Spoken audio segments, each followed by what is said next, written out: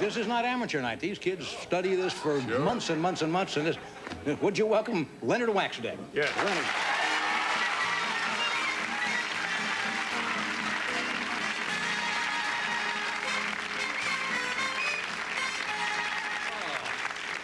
It is hard to believe that it has been 15 years that we have done this. And you said to me, just as we shook hands, you said, it's nice to see you again, Mr. Carson. Now, don't you think after 15 years you could call me Johnny? What? No, well, actually, Mr. Carson, I did consider that. And I just didn't feel comfortable with it, and I feel a lot better, and if you don't mind, I prefer to call you Mr. Carson. I feel, well, I'm very, very flattered, Mr. Waxdeck. To show you how time goes by, somebody told me that your son just graduated, Yale Law School, graduated from? Oh, yes. I just returned from the Yale graduation, and he did receive his degree in law. And when I was up at Yale, I was reminded about the ornithological chapter that was established at Yale. You recall 3 years ago, on the basis of the appearance of the bird callers on this show, a group of students at Yale Law School set up the Guito Calabrese bird calling unit. And while I was at the graduation, some of the founders came up to me and they said, if you have an opportunity, would I please pass their regards on to you, which I would like to do. The Guito Calabrese? Yes, it's a very prestigious ornithological unit. I don't know why these people are making fun of a fine organization like that. Oh, no, they're very serious. Oh, I can tell that, yeah, I can tell that. Now, each year you have brought a poster that I guess you put in your publications or sent around to merchants, right? And this year you did something a little bit different. Can I show this poster? Yes, I'd like to tell you a story about the poster, because generally the people in St. Louis who do this for me just do the poster and they give it to me. Yeah. And this year they called me and the artist was there and he said, I have a wonderful idea about the poster. I said, oh, and he said, let me run it by you. And I said, well, fine. And he started to mention cornfields and scarecrows and Mr. Carson. And I told him, I said, listen, I said, either this is the best idea you've had for a poster or the worst one. And of course, as you know, I told him to put it on hold, and I immediately got in touch with you, and very happy that you acquiesced to allow us to have that poster. And I had not seen it until this very day. Yes. May I show it? Yes, of course, I'm yes. very fond of this. It's not often one is remembered like this as a scarecrow, but take a look at that, folks.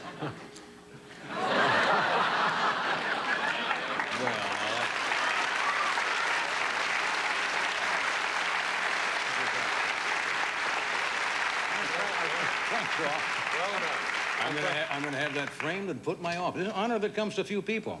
I mean, this plus the Guito Calabrese ornithology, I mean, all in one night is more than one man deserves. Well, I'm glad that you like the poster. I think I'm very fond of it. Now, I know you seat about 500 people and you've kept it small because you didn't want the thing to get completely out of hand. But I understand you have no set prices on the tickets for admission, is that correct? Well, no, we don't, as a matter of fact. And getting back to what you just said, one of the reasons that we keep it there, remember you and I had this discussion, and you said keep it on the campus, and I think you're right. Think so.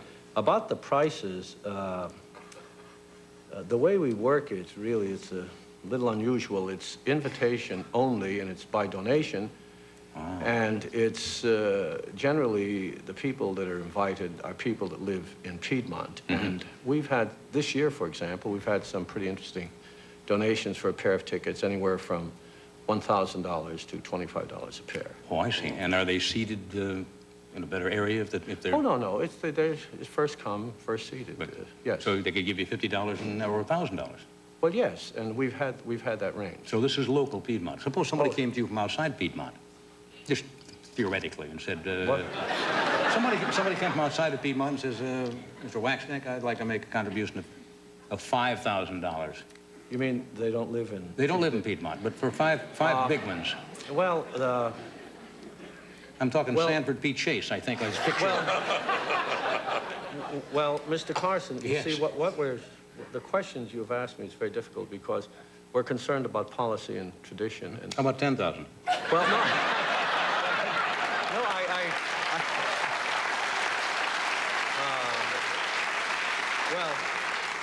I don't think that it's really a question of money. It's a question of, you know, history and tradition And some ethics. and some, yes, thank you, and some ethics, yes. But for 20 thou, we could probably... We might make one very large exception, but we don't want to start any policy. Anyways, good to see you again, and we're going to take a break. We're going to come back and we're going to make these young people, and really, this is fascinating. Stay with us. We'll be right back.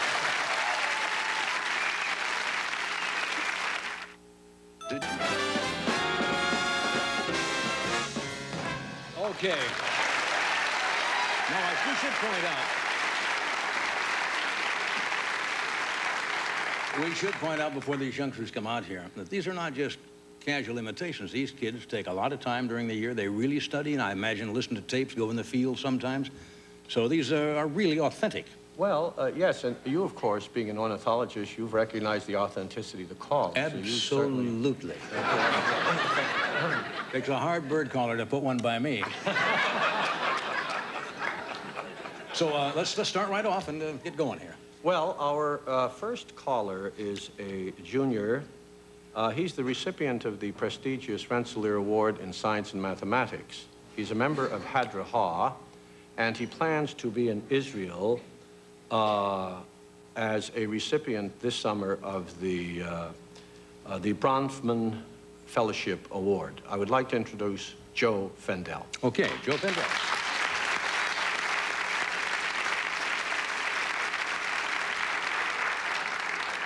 Ladies and gentlemen, I present to you the magnificent frigate bird, known in scientific circles as Fregata magnificens.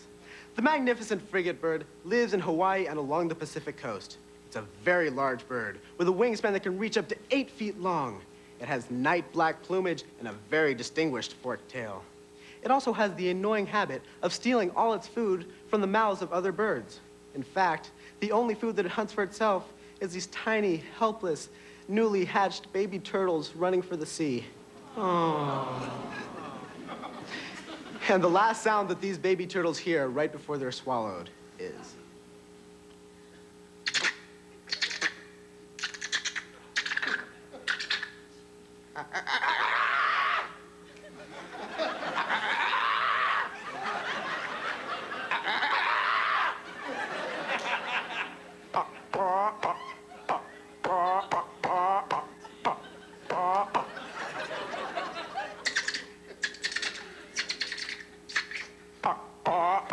Thank you.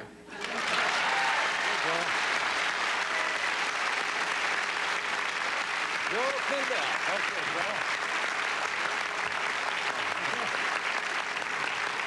Are you sure Joe was in high school in the 60s? He's kind of got that...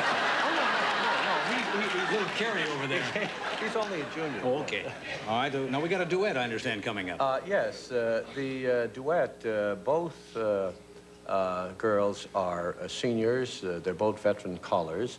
They also are very active in student government. The taller one, the blonde young lady, is a pom-pom girl. She is also the MVP tennis player and quite a player in this part of California. She is also president of our local honor society, Alpha Clan. She plans to matriculate at Stanford in the fall. She is Laurel Silverman. Okay. Her partner is co-captain of the tennis team, and she is a head varsity cheerleader. She is Elise Vogel. I would like to present the duet. Laura Silverman, Elise Vogel.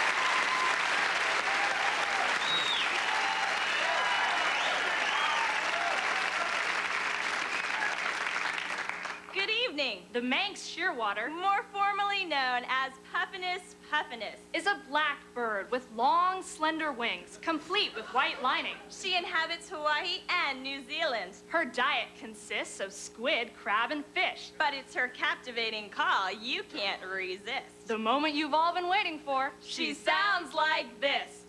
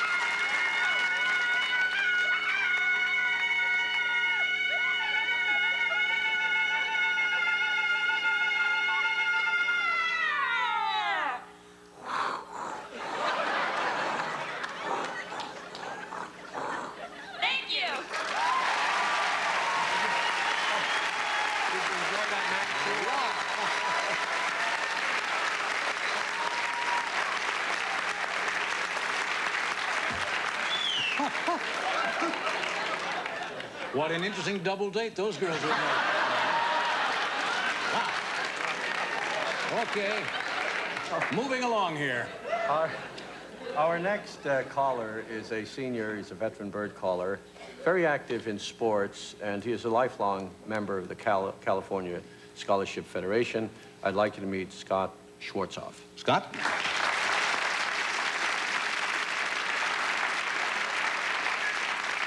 Good evening. My bird is Mimus polyglottus, otherwise known to you as the mockingbird.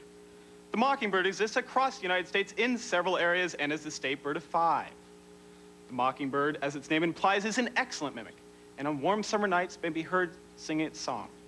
The mockingbird, as its name implies, is an excellent mimic and may be found mocking 37 different birds, a car, train, bus, and a variety of different animals. Ladies and gentlemen, the mockingbird.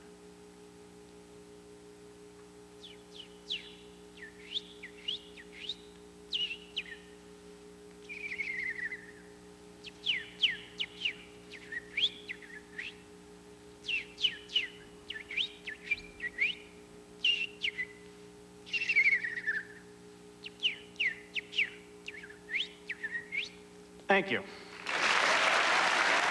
that's not easy.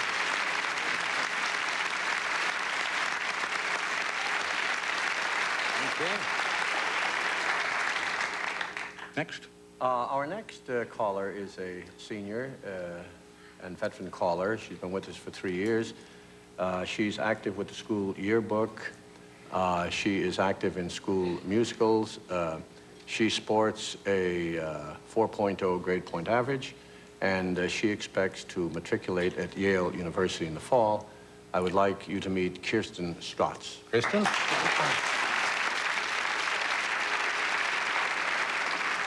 Good evening. Hydronassa tricolor, known to his friends as the Louisiana heron, is a tall, skinny bird standing about 24 inches high. It gets the name tricolor from its light brown headdress of a crest, its bluish-gray back, and its white belly and rump.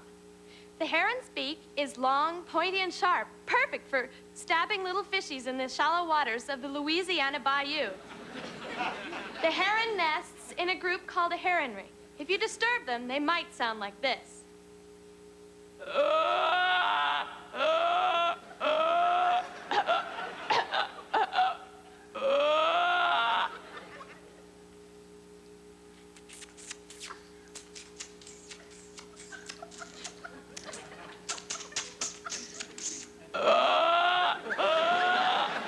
Thank you. Okay. Kirsten. Thank you, Kirsten. All right. Marvelous. Okay. Yes, all right. Now we have another duet, huh? Yes, the duet is as follows. The taller of the two is a defensive lineman on the football varsity team. He also throws the discus, and he's active in school productions. His name is Mark Rossi. He plans, well, he's only a junior, so he's not going to, he hasn't disclosed his plans for the university. His partner is a boy who has earned 9 varsity letters, 7 all-league nominations. He is rated in California as one of the top 10 scholar athletes in the state. He plans to matriculate at Princeton University in the fall. He is Drew Mickle. May I present the duet? Mark and Drew.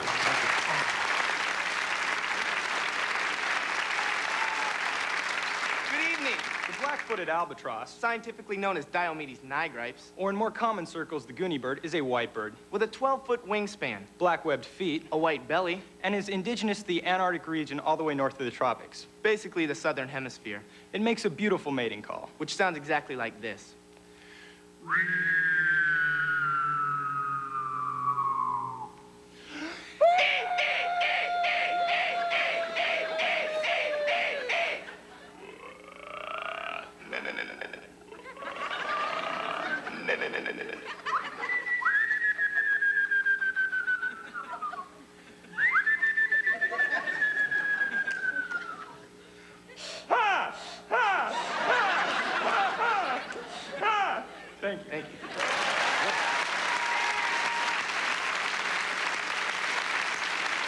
Okay, got one more for you. Okay. All ready? Okay. This good stuff. If only Ed Sullivan were alive to see this. Our last caller is a senior. She's a veteran caller, very active in student politics.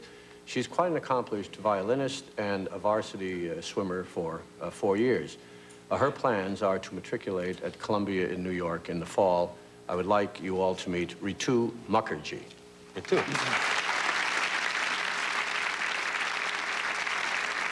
Good evening, ladies and gentlemen. I'm a skua, Catharacta skua to the science-minded. I have a sharp-hooked beak, dull brown feathers, and narrow-pointed wings. I'm a mean and ugly predator bird who lives in the Antarctic regions. I like to feed on baby gulls, terns, and penguins. And I sound like this.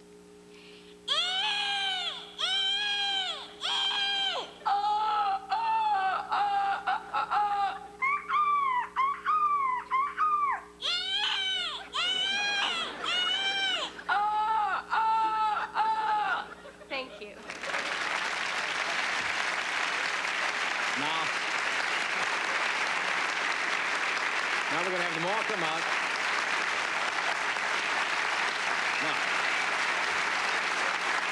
Now here's the way we have.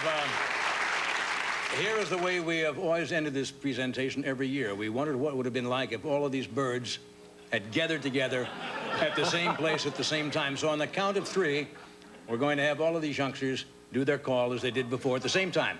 On 3. 1, 2, 3.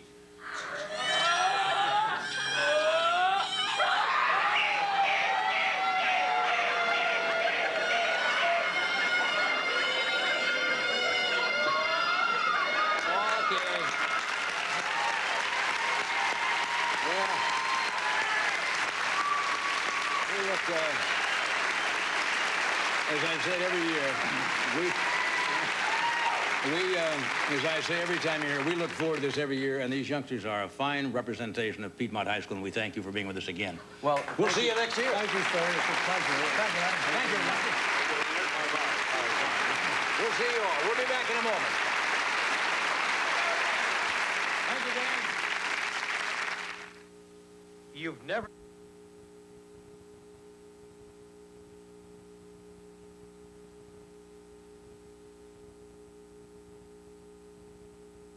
Barrett, yeah. And we had 2. One we lost because of sickness. So Gloria walks Barron because he doesn't care for me. What do you mean he doesn't care for you? Well, he doesn't understand me holding the leash and going on. So I go along just for the walk. Could it be you're talking a little slowly to the dog? But maybe he doesn't quite... You know, by the time you say, come here, the dog is gone. I never thought of that.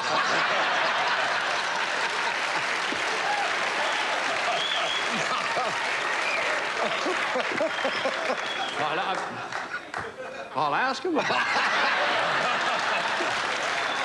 Ask him. He may be confused. Now, the poem you're going to do for us tonight from the book is one you did here on the show about a dog you had some years ago called Bo, right? The day after you did that poem on the air, I think for the next 3 or 4 days on our offices in the Tonight Show, the phone did not stop ringing. Everybody in the country wanted a copy of that poem. And I understand you're going to do that one from the book tonight, right? No. Are you going to want to use the book, or do you know what... Well, where are my specs? I may, let's see. Let's see. He never came to me when I would call, unless I had a tennis ball, or he felt like it. But mostly he didn't come at all. When he was young, he never learned to heel or sit or stay. He did things his way. Discipline was not his bag. But when you were with him, things sure didn't drag. Didn't drag. Yeah.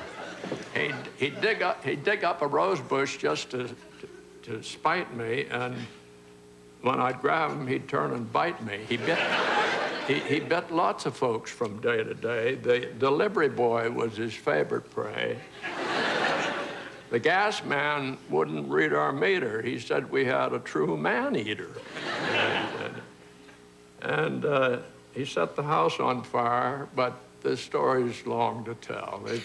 Suffice to say that he survived and the house survived as well. And on evening walks, Gloria took him, and they were always first out the door. The old one, the other dog, but maybe we brought up the rear because our bones were sore. And he would charge up the street with Gloria hanging on. What a beautiful pair they were. And if it was still light and the tourists were out, they created a bit of a stir. But every once in a while, he'd stop in his tracks and with a frown on his face, look around. It was just to make sure that the old one was there to follow him where he was bound. We're early to bedders in our house. I guess I'm the first to retire. And when I get up and cross the room, he looks up at me and gets up from his place by the fire. He knew where the tennis balls were upstairs, and I'd give him one for a while. He'd nudge it under the bed with his nose, and I'd dig it out with a smile. But before very long, he tired the ball and was asleep in the corner in no time at all. And there were nights when I'd feel him climb upon our bed and lie between us, and I'd pat his head. And there were nights when I'd feel this stare, and I'd wake up and he'd be sitting there, and I'd reach out my hand to stroke his hair, and sometimes I'd feel him sigh, and I think I know the reason why. He'd wake up at night and he would have this fear of the dark, of life, of anything, and he'd be glad to have me near. And now he's dead. And there are nights when I think I feel him climb upon our bed and lie between us, and I pat his head. And there are nights when I think I feel him stare, and I reach out my hand to stroke his hair, but he's not there.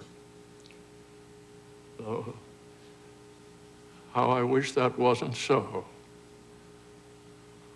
I'll always love a dog named Bob.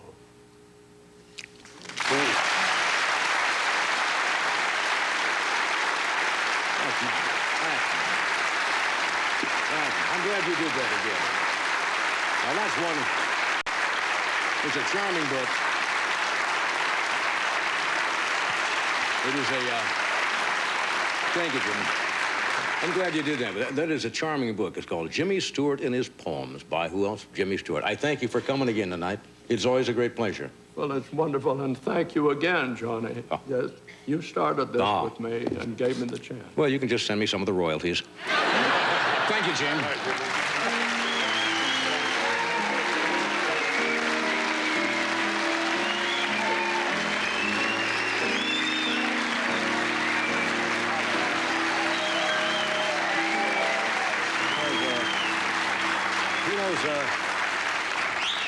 He knows how to read lines, doesn't he? Oh. Huh? Wow. Wow. All right, we're gonna... Anything happening? Oh, all righty. What? Oh, yes. Scared me there. I thought the snake was loose already. Some creature is loose here. We'll take a break, and Jim Fowler will be out. Yes.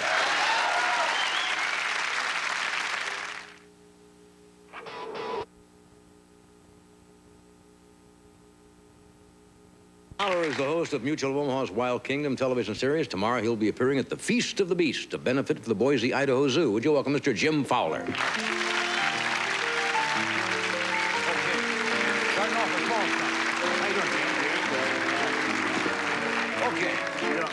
Starting off small, huh? That's right. Okay. This is kind of a...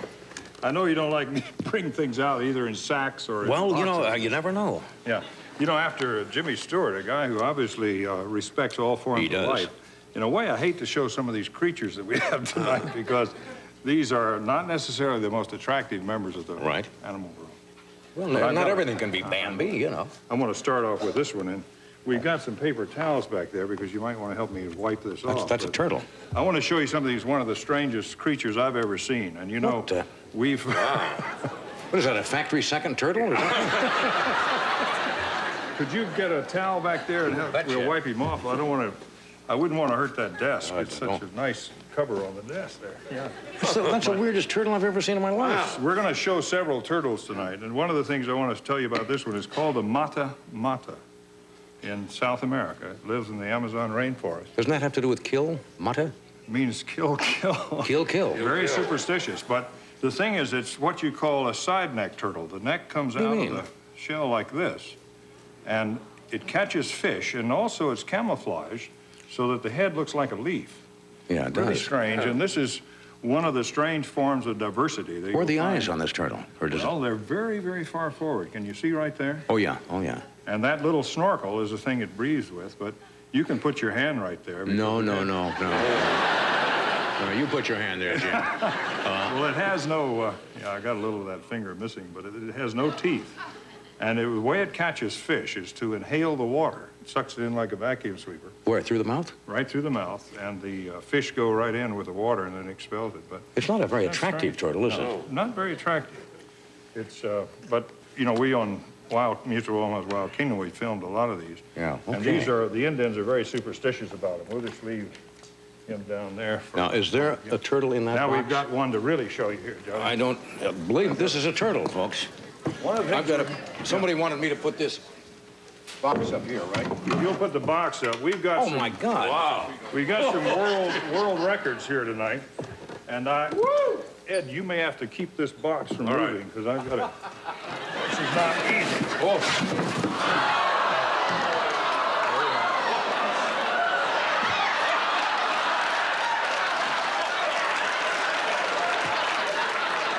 Get that coffee over there if you don't mind, I'm afraid I didn't want to have to bench press this because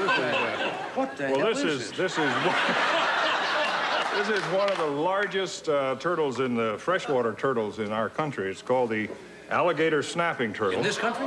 In this country. This is the thing you sometimes go swimming with in the southeast around North Florida and Georgia. But there's some fascinating things about it. Let me see if I can get him to open his mouth up. Look at that. Now, Johnny, if you'll get that celery over there on the table. Get out of here. No, there's a stick back here. You get that stick, okay? Because I want you to help me show you something here. That's right. Now, listen. Hey, don't get too close there. Now, look. The thing I want to show you, it has a fishing lure under the tongue. And if you'll put that celery in there, you lift the tongue up and keep your hand back. Whoops, here we go. Wait a minute. Here we go. Ready? Let me go open his mouth. We're not...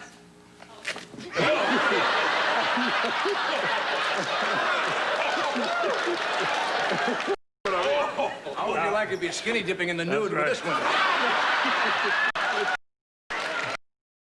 What we want to do is see if you can get that tongue up again, because it's fascinating to see. My best here. Oh, you're doing great. I see you got a long piece of celery there. That's okay. When I stroke If it? you just touch the tongue, that's right.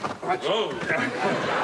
That's right. Well, I don't want to, even a turtle like this, I don't want to stress it. I think we've made our point with it. Okay, I think you have. This is it.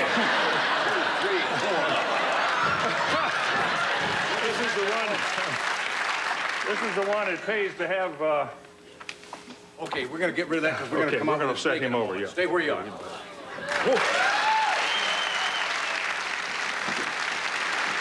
Gee. Hershey presents... Nobody knew this snake was living in Fort Lauderdale. Apparently this was released as a pet some years ago. Obviously it's there we are. There it is.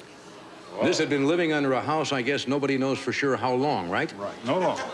It could have been 12 to 15 years. And was this house occupied by people? It was occupied by family, and the kids had told the adults that they'd seen this thing occasionally, and nobody believed them. So Todd Hardwick from a group called Pesky Critters were called to go in there and catch the snake. So we thought of all the places that we should show a big snake. It's your show. Well, you're going to see this snake that you've just seen on film now live. Wow. The thing we got to do here is... what's this wee stuff? Well, this snake made the world record. It's never been measured properly, so we're going to measure it tonight, folks. We're going to measure it, and if you don't mind helping on the measure. I will do all of it. Well, here we go. The turtle's probably more dangerous than this snake, right? Hi, Todd. Todd Hardwick from Pesky Critters. You dug this thing out from under the house? Todd's the one that went in and got it. You had to tunnel down, I understand? Took 2 days of tunneling and right into its lair.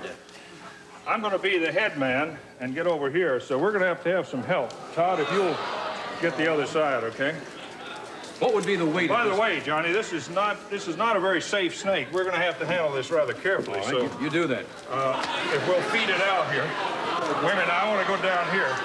You'll come down with me. I cannot believe. Here we go. By the way, I'm very concerned not to stress this snake. We want to handle it very carefully. So. How much would this snake weigh?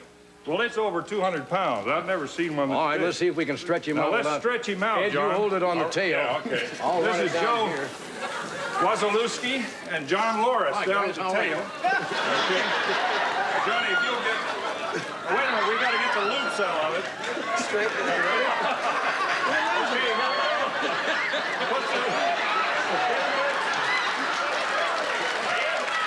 You got 20 feet, 2 inches. Somebody's got to come help on this end. John, Ed, can you... That's close enough. Let's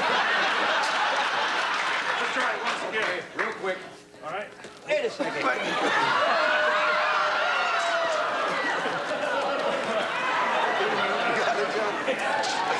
on it. There we go. Wait a minute. What do you think? Okay. I don't want to... That's it.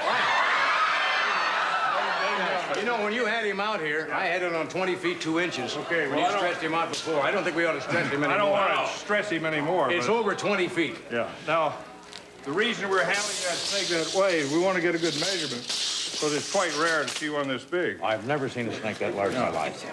What does he eat? Well, he's been... How did he live? How did he live under the house? He's been eating, apparently, raccoons. Raccoons? Raccoons, and... How often would a snake like this cost going back? It's,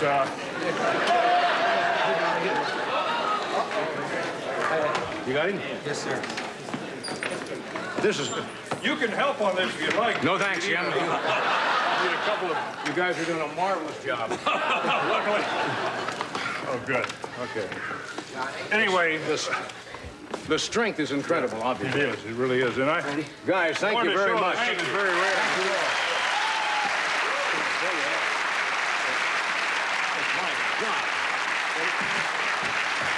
We have to do this. We're coming right back.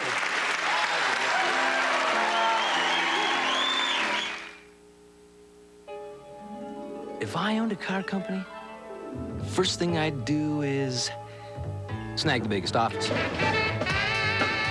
But then I'd build myself a sports sedan. The head designer would be me. I'd make the body aerodynamic. Like, even the door handles would be cool. Then I'd manufacture it with unibody construction, a fully independent suspension, and a dual overhead cam 16-valve engine. Then I'd test it. My sports sedan would be responsive. And I would definitely want anti-lock brakes. Finally, I'd unveil it. And just to cheese off the other car companies, I'd make my sports sedan affordable. Because I'm tired of the rich guys having all the fun. Introducing the all-new Nissan Sentra, the first affordable sports sedan. you intend to invest in fine furniture this year, be at any Siemens showroom in New York, New Jersey, Pennsylvania, or Connecticut tomorrow at 12 noon for the start of Siemens' 12-hour sale. Tomorrow, from noon to midnight, save on every item in every Siemens department. Every living room package, every bedroom, every dining room, every wall unit, every dinette, everything's marked down. Plus, you'll find a coupon in your paper worth an extra 10% off Siemens' already low sale prices. That's tomorrow only 12 noon to midnight only. The 12-hour sale at Siemens. Chances are you walk up to 6 miles a day. That's half the length of Manhattan. That's why Rockport invented the Rockport walking bump. Italian styling outside, and inside, comfort technology never used before in a woman's dress shoe. Like the patented Technolite heel cushion to absorb 38% of pavement shock. The Rockport walking bump, engineered to make you feel like walking. Available at Park Hill Shoes, Eastchester, New York.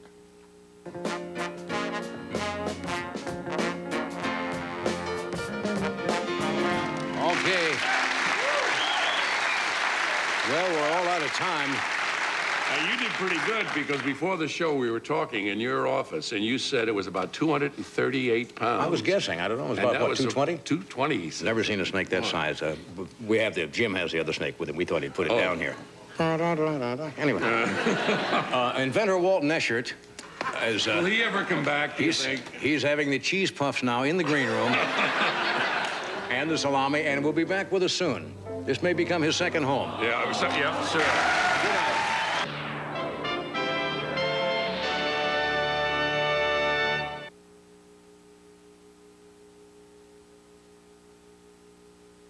It's your backstage pass to the hottest sport of the 90s. Join hosts Ahmad Rashad and Julie Moran for the Inside Stuff. Saturday. I'm your excellent host, Wayne. Party on, Wayne. This week, our excellent guest host is Patrick Swayze. That's right. We're not worthy! 12 years ago, Controller Ned Regan said he'd be a tough fiscal watchdog. Regan promised to watch our pension funds, but he invested out of state and lost billions in risky real estate. Regan promised to be doggedly honest, but the Integrity Commission reported his campaign contributors got fat contracts. And Regan promised to put out the fiscal fires. But now New York has its lowest credit rating ever. Ned Regan fell asleep on the job. 4 more years and we'll all be in the doghouse.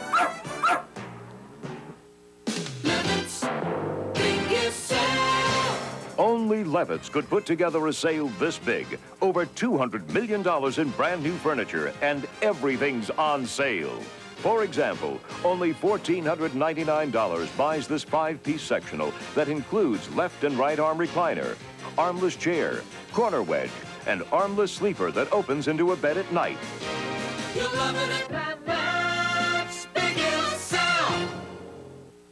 What family sedan has made Car and Driver's 10 Best list for 6 straight years?